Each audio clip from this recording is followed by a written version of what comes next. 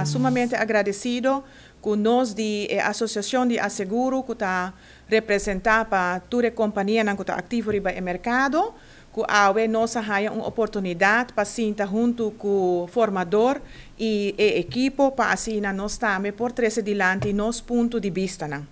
A reunião é sumamente fructífera. Nós toca diferentes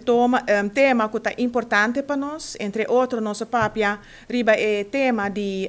tax reform, o qual nós chama reformação do sistema de belasting. Também tópico que está sumamente importante para nós como companhia de seguro, que também é produto de seguro médico, tá AZV. Nós queremos e nós compartilhar que está conversação com nós binta ribando com AZV e para o axi nós por raia também assim inana oportunidade para sentar na mesa no momento que vai continuar com o processo de reestruturação. Também ponto importante para nós sobre a última semana aqui nós temos aumento drástico da quantidade de acidentes de veículos. O tema está com nosso papel também over o qual nós chama branche de seguro de auto, que conta nossa experiência e que conta o qual nós queremos como associação de seguro, com nós por lograr chegar para o departamento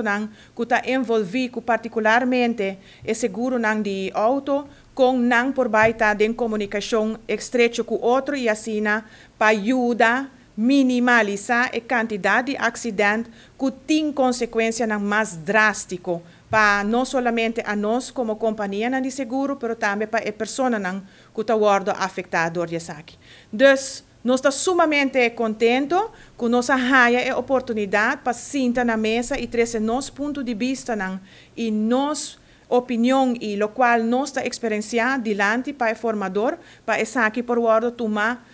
em conta no momento que ele vai continuar com o seu processo de formação de seu governo.